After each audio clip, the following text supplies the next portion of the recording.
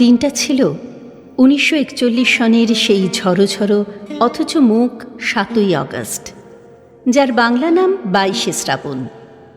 তখন সেই বয়স যখন মনের মাটিতে বড় বড় বৃষ্টির ফোঁটার দাগ পড়ে, সেই মাটিতে উদাসীন নির্মম কঠিন কোনো ধাতুতে ইমারত তৈরি করা কল্পনাও করা যায় না। সেই বয়স, সেই সময়। জানতাম তিনি কলকাতায় আনিত, চেতনা অচেতনার মাঝখানের চৌকাঠে অনিশ্চিত অবস্থায় আচ্ছন্ন। প্রতিদিন তার স্বাস্থ্য সমাচার সংক্রান্ত পত্রিকা বের হয়, আর তার উপর তখন হুমড়ি খেয়ে পড়ি আমরা, যারা দূরবাসী, আচার্য দ্রোণের একলব্য শ্রেণীর। কুয়াশা কেটে ফেটে মাঝে মাঝে যেমন কাঞ্চনজঙ্ঘার রৌদ্রাভ শুভ্র রূপ দেখা দেয়, তেমনি তখনও চলছে মুখে মুখে রচনা, প্রায় প্রত্যহ একটি। অবিশ্বাস্য সেই সব ঘটনার সাক্ষী তখনকার প্রভাতী পত্রিকাগুলোর কয়েকটি সংখ্যা। আর অজ্ঞাত অগণিত আমরা তখনও কি সেই প্রত্যাশা করছি না যে পরমাশ্চর্য কোনো প্রত্যাবর্তন ঘটবে, কিংবা সত্যবানের মতো তাঁরও প্রাণ প্রত্যর্পণে বাধ্য হবেন একালের সেই মৃত্যু অধিপতি। জীবন মরণের সীমানা ছাড়িয়ে কম্পিত পায়ে তিনি তো আগেও এসে দাঁড়িয়েছিলেন প্রান্তিক এক বিন্দুতে, কিন্তু ফিরেও তো এসেছিলেন আবার। ইতিহাস কি নিজেকে আবৃত করতে পারে না আবার? পারে হয়তো, করেনি। খবরের কাগজের বিশেষ সংস্করণে সেই অমোঘ সত্যটাকে শিরোধার্য করে বেরিয়ে এসেছিল, রবি অস্তমিত। মুহূর্তে সব কাজ থেমে গেল। কলকাতা শহর উপচে পড়ল রাস্তায়, স্কুল কলেজ শূন্য, রাজকার্য অর্থহীন হয়ে গেল। উকিলের সামলা, পাদ্রির আলখাল্লা, হলুদ আর গেরুয়া রঙের উত্তরীয়, গোল টুপি, বাঁকা টুপি, পাগড়ি, কেউ চলছে, কেউ ছুটছে, কেউ বা দাঁড়িয়ে আছে চুপ করে।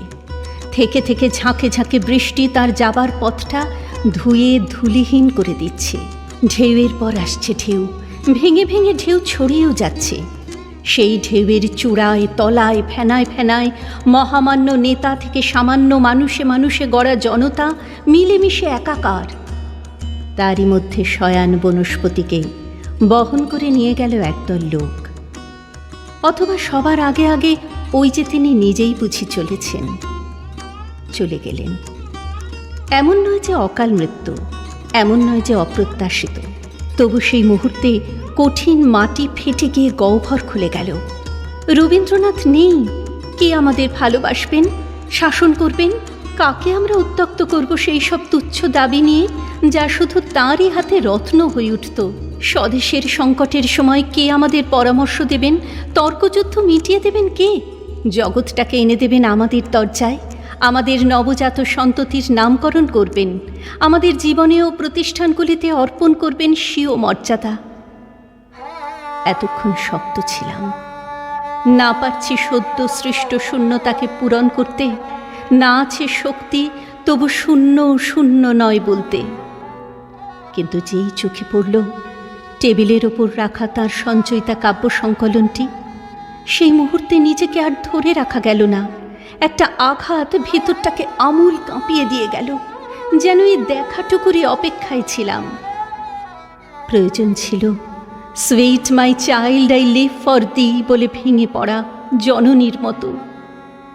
কতবার পড়া তার কবিতাগুলোকে মনে হলো অনাথ, পিতৃহীন। স্রষ্টার অন্তর্ধানে তার সৃষ্টি কি করুণ। আস্তে আস্তে বাষ্প জমছে চোখের পাতায়, মনের দিগন্তে, আর কালো কোমল ছায়ায় টের পাচ্ছি ঢেকে যাচ্ছে, সূর্যগ্রাসের সময় যেমন ঢাকে। অঝোর বর্ষণ তখন আর বাইরের প্রকৃতিতে নেই। সেই জলধারা ঠাঁই নিয়েছে ঘরে ঘরে, টলমল মনির পর মনি। পরিবেশ যখন স্নাত স্নিগ্ধ, তখন বহ্নিমান চিতা জ্বলছিল গঙ্গার কোলে।